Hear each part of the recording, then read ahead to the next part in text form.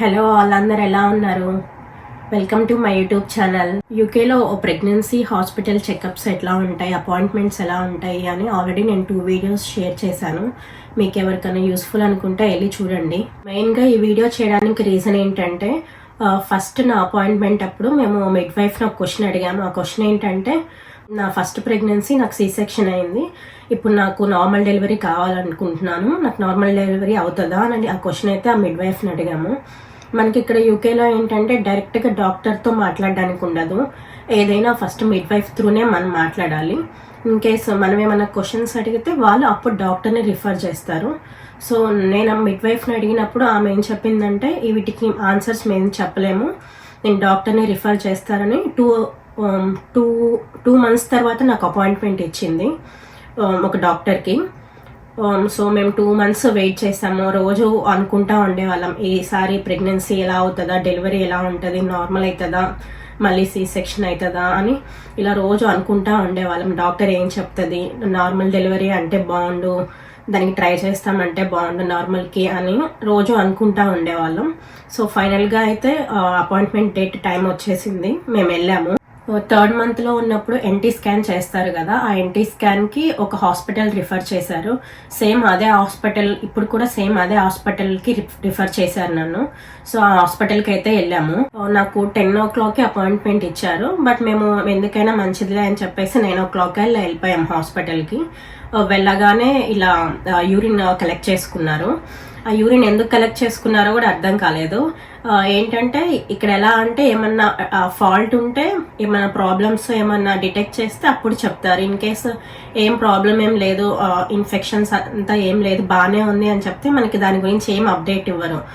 So ఇంకా మనం అర్థం చేసుకోవాలి, వాళ్ళు ఏం చెప్పలేదు అంటే అంతా బాగుంది ఓకే అని మనం అర్థం చేసుకోవాలన్నమాట. అలా ఉంటుంది ఇక్కడ.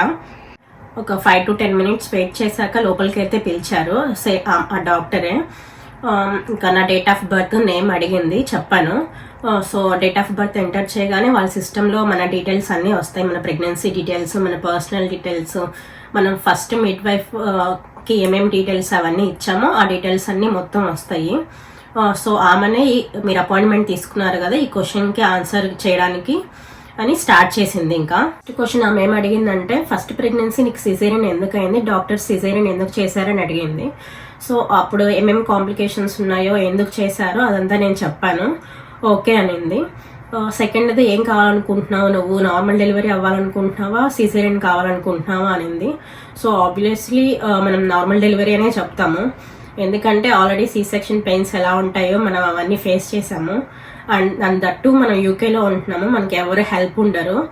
సో నార్మల్ డెలివరీ అయితేనే మనకి చాలా మంచిది, మనకి మన వర్క్స్ మనం చేసుకోవడానికి బాగుంటుంది కదా అని చెప్పేసి నేను నార్మల్ డెలివరీ అనే చెప్పాను.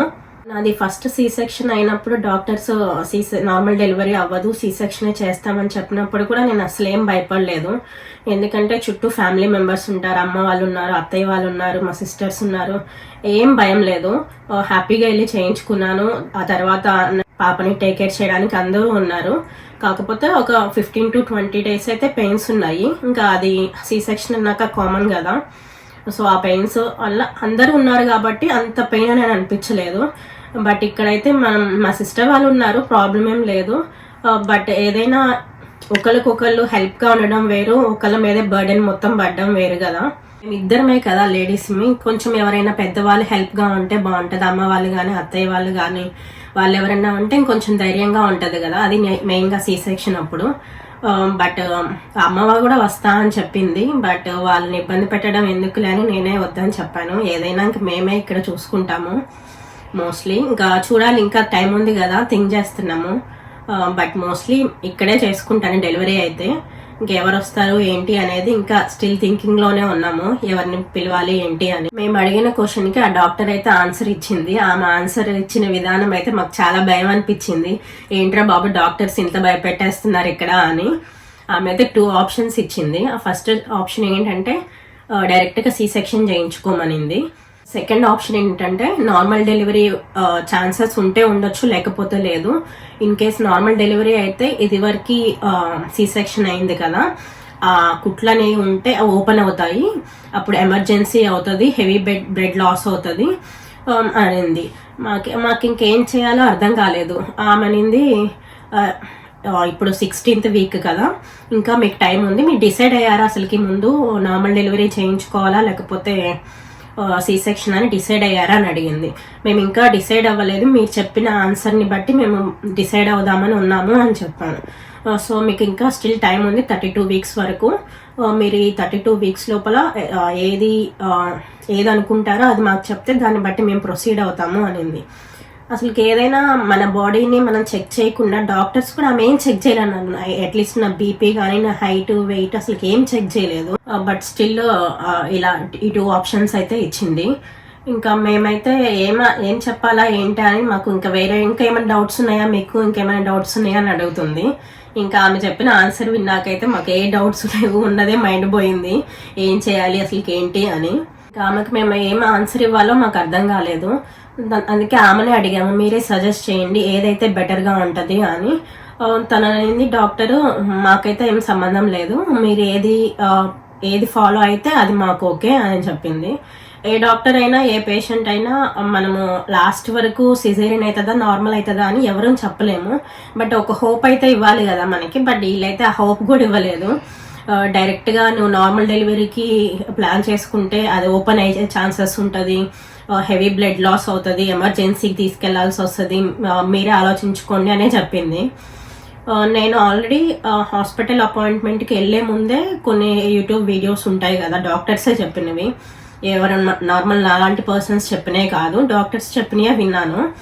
డాక్టర్స్ అందులో కొన్ని నేను అర్థం చేసుకున్న దాన్ని బట్టి ఏంటంటే, ఏమన్నా ఆర్టిఫిషియల్ పెయిన్స్కి మనకి పెయిన్స్ రావడానికి ఇంజెక్షన్స్ టాబ్లెట్స్ ఇస్తారు కదా, అప్పుడు అవి ఓపెన్ అయ్యే ఛాన్సెస్ ఎక్కువ ఉంటాయంట ఆ ప్రీవియస్ కుట్లు అనేవి. సో వీళ్ళు ఆ పాయింట్ కూడా అసలు చెప్పలేదు, ఎందుకో నాకు అర్థం కాలేదు. ఇన్ కేస్ డైరెక్ట్గా ఇంట్లో పెయిన్స్ వచ్చి లేబర్ స్టార్ట్ అయిపోయి మనకి న్యాచురల్గా పెయిన్స్ అలా వస్తే అప్పుడు మనకి నార్మల్ డెలివరీ అయ్యే ఛాన్సెస్ ఎక్కువ ఉంటాయంట. ఇట్లాగే మనం మెడిసిన్స్ తీసుకొని మనం ఆర్టిఫిషియల్గా పెయిన్స్ తెప్పించుకునేటట్టయితే అప్పుడు ప్రీవియస్ కుట్లు అనేవి ఓపెన్ అయ్యే ఛాన్సెస్ ఉంటాయంట. ఆ పాయింట్ అస్సలే చెప్పలేదు. ఫైనల్గా అయితే ఆమె ఇంకేమైనా క్వశ్చన్స్ ఉన్నాయా మీకు నన్ను అడగాల్సినవి అని అడిగింది. ఇంకా ఫస్ట్ ఆమె చెప్పిన ఆన్సర్కే మాకు ఏం చెప్పాలో అర్థం కాలేదు. ఇంకా మాకేం క్వశ్చన్స్ లేవు, ఆల్ క్లియర్ అని చెప్పేసాము. ఇంకా తర్వాత మా 32 వీక్స్కి డయాబెటీస్ టెస్ట్ ఒకటి రాసింది సేమ్ హాస్పిటల్లో. ఇంకా తర్వాత అయితే ఇంటికి వచ్చేసాము. కొంచెం ఫ్రెష్ అయ్యాక మళ్ళీ డాక్టర్స్ వీడియోస్ చేస్తుంటారు కదా మన ఇండియా వాళ్ళు, ఇండియన్ డాక్టర్స్, ఇంకా వాళ్ళ వీడియోస్ చూడడం స్టార్ట్ చేశాను. మోస్ట్లీ అందరు డాక్టర్స్ అదే చెప్తున్నారు, ఛాన్సెస్ అయితే ఒక్కొక్కసారి ఉంటాయంట అవి ప్రీవియస్ కుట్లు ఓపెన్ అయ్యే ఛాన్సెస్. బట్ అలానే నార్మల్ డెలివరీ కాకుండా కూడా ఏం లేదంట. ఏదైనా మనము మెడిసిన్ తీసుకునే దాన్ని బట్టి ఉంటుంది. ఆ మెడిసిన్ అనేది మనం పెయిన్స్ రావడానికి తీసుకుంటే ఈ కుట్లు కూడా మెత్తబడే ఛాన్సెస్ ఉంటాయి అని చెప్తున్నారు.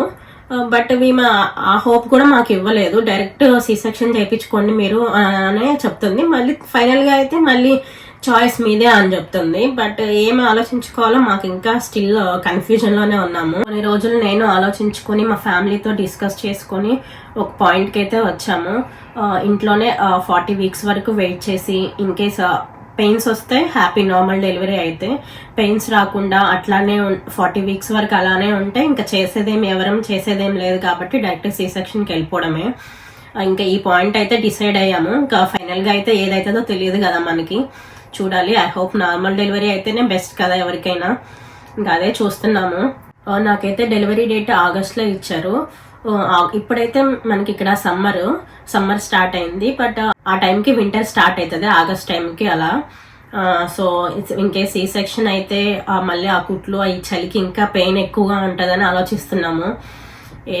ఏకడికి మాకు నార్మల్ డెలివరీ చేసుకోవాలని ఉంది, బట్ వీళ్ళు ఇక్కడ ఏం చేస్తారో అర్థం కావట్లేదు.